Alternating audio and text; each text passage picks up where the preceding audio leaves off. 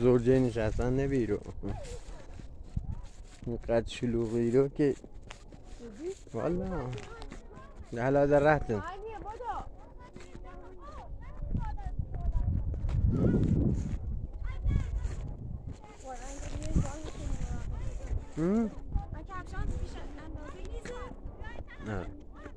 نرو پایین نرو کجا داری میری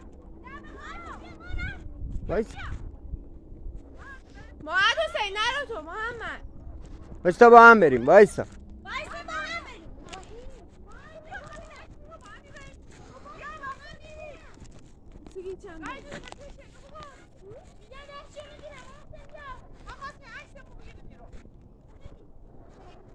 بذار ببینیم اون ورش چجوریه اون ور صافتره بریم اون ور وایستا اون نرو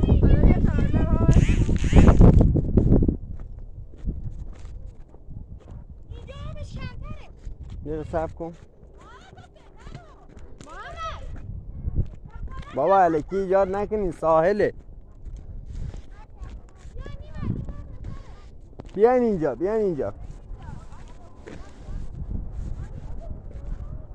بلش کن بذار برم اونجا اینجا شلوغه برو وایسین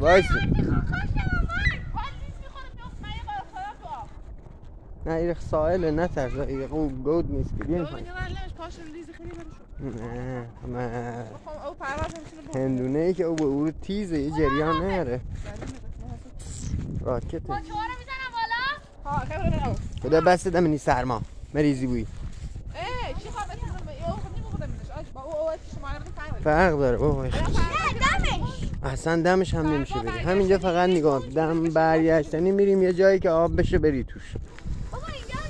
نه عزیزمان نمیشه قربونت برم محمد تا نزدیک آب نرو محمد تاها برگرده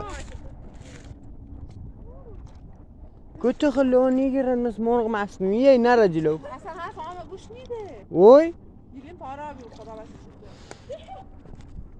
اصلا یه نفر ایمونی کاشت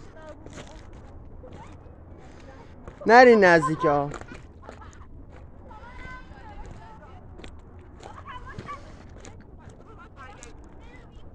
رود زیبای کارون